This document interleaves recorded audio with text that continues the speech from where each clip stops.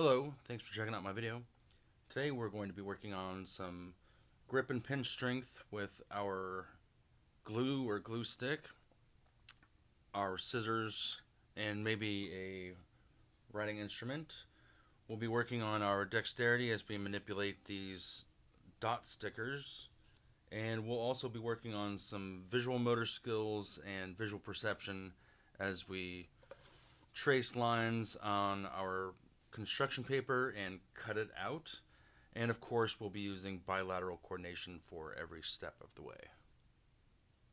And we'll be using all of those skills as we make a cloud from some just white paper, whatever you have lying around, and then cutting out streams of the color paper to glue onto the cloud, and then we'll be matching the color of the dot sticker to the corresponding stream coming from the cloud. I'm sure it'll make a little bit more sense once we get started, so let's go ahead and do that.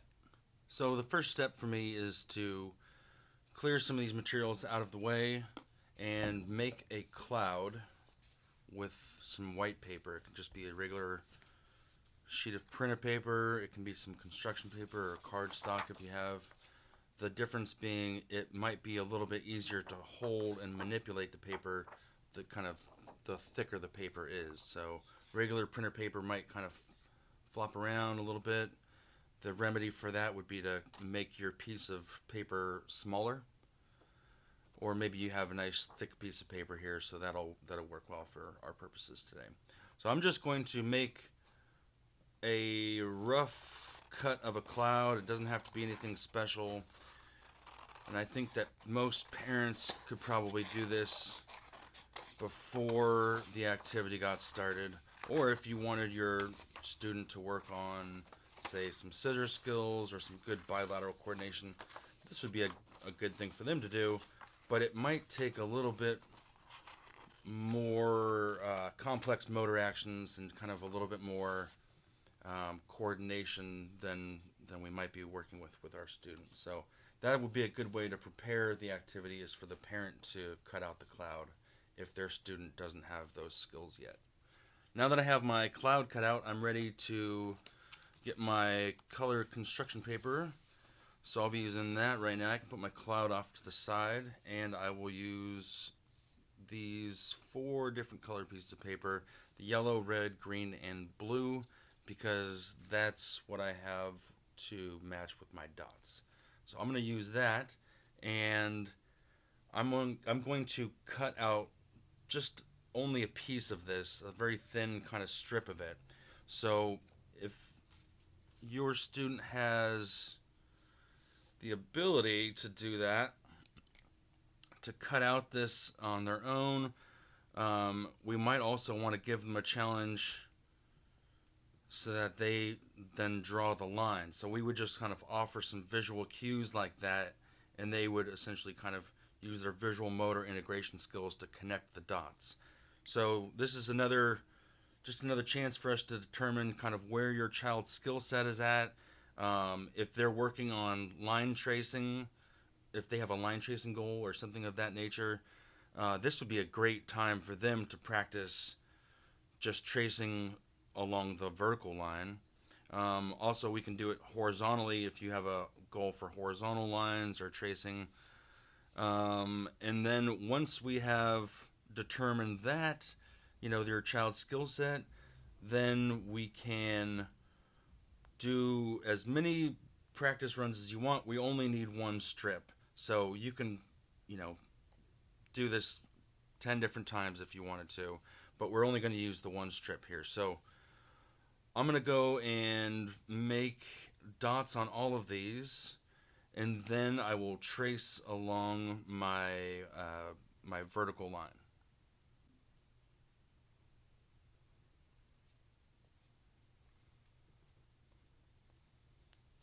Alright, got the green. I'm going to do the red so that my student, in this case it's just going to be me, can trace along that line.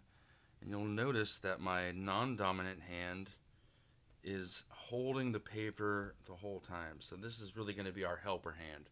That's a great way to practice some good bilateral coordination throughout this activity. So I have my dots on my paper now. Maybe I'm working on my visual motor integration goal of tracing some vertical lines. This would be a great time to do that. And I'm going to use my non-dominant hand, stabilize my paper, and use my visual motor integration skills to trace along that line. And you'll notice I have maybe a larger than normal Sharpie. That really just fits my hand and puts my fingers in the right position.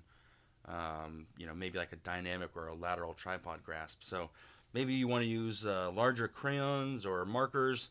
That's a great idea and an easy way to incorporate these fine motor skills into this activity. So I'm going to finish this.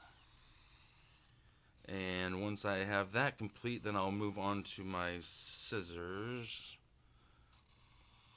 And once I get my scissors, I will cut out the strips of construction paper.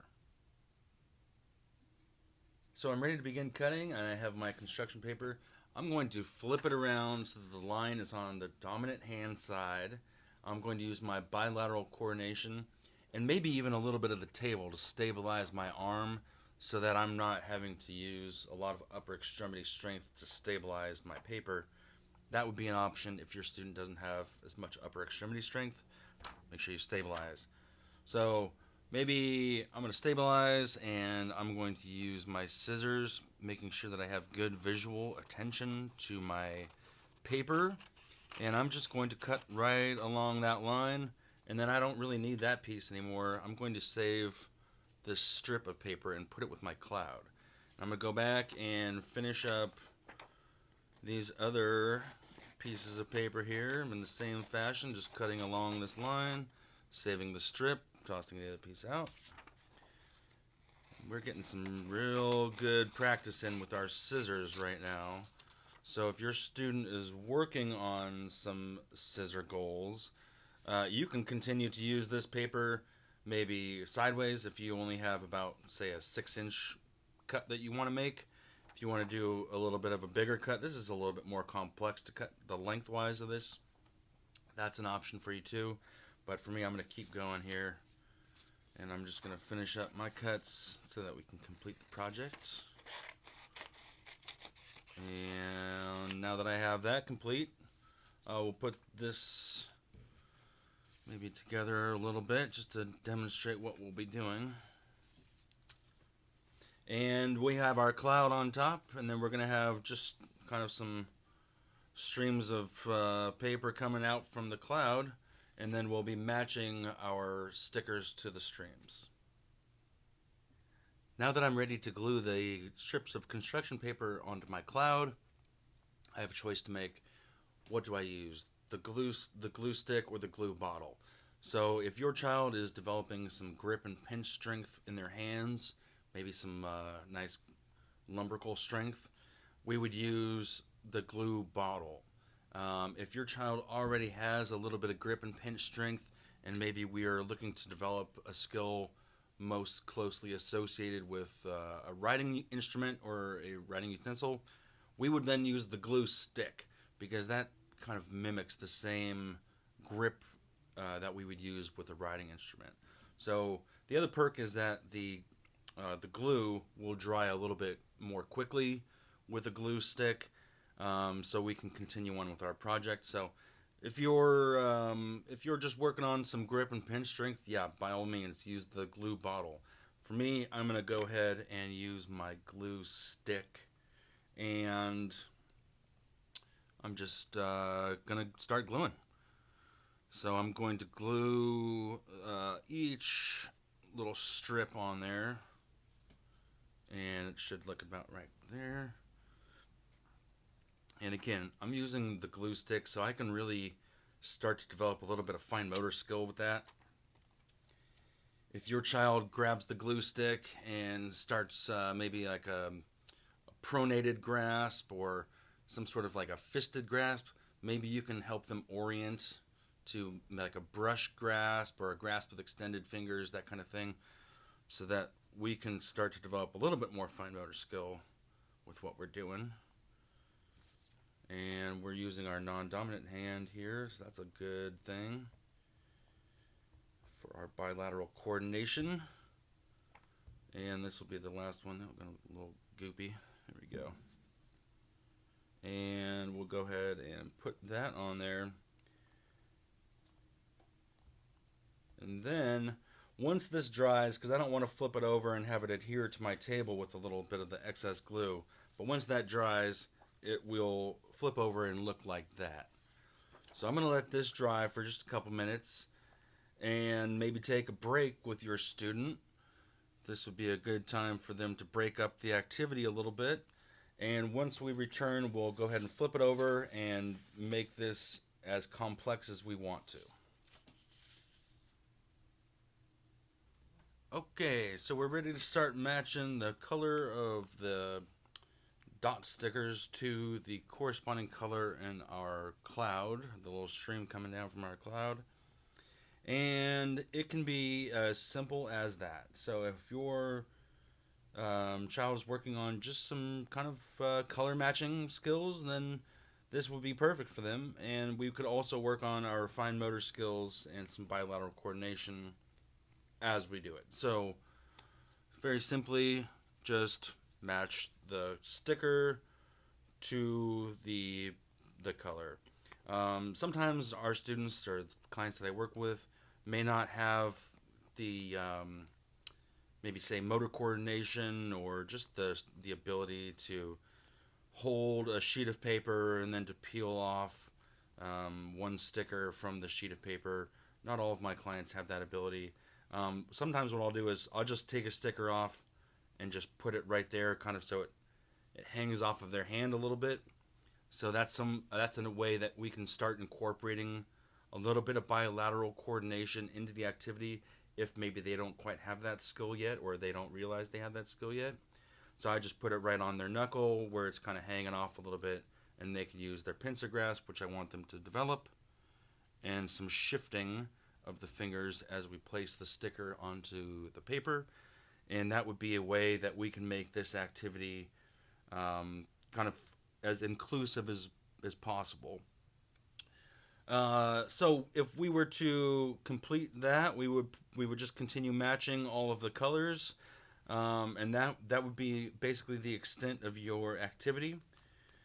I'm going to go ahead and do that portion now, and then once I complete the matching of all the colors, if you want to make this activity a little bit more complex, then you would stick around and watch the rest of the video and see how we're going to turn this into kind of a math activity and also a writing activity.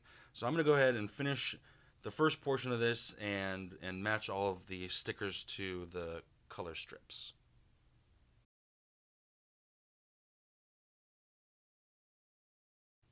So again, if you are just working on, say, some cutting, maybe some vertical line cuts or some line tracing, and then color matching, this would be probably the end of your activity for today. If you would like to continue on, then we can use these to count. So that's what I'll start doing now. And this is another time for the parents to decide, where their child's skill set is. So if your child is working on writing, then maybe we would have them write the numbers. If your child maybe doesn't have the skills, the fine motor skills to write within this small sticker area, then maybe we would do it for them. So that's something for you to decide. You want to have them work on their writing, or do you want to just write the numbers out for them so that we can work on the counting? And then if you want them to do both, then that would be the most complex version of this activity. So that's a good time for you to decide. Me, I'm just going to go ahead and write all of these numbers out here. And then once we have all of the numbers on all of the different color stickers, then we can go ahead and maybe even occlude some of the stickers so that we can isolate a couple different numbers and then just use them as a math kind of visual. So I'm going to go ahead and finish writing on each one of my stickers. So I have all my numbers written on my strips of paper right on the dot.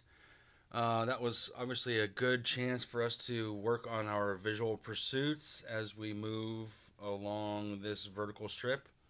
That's another just really great skill to work on.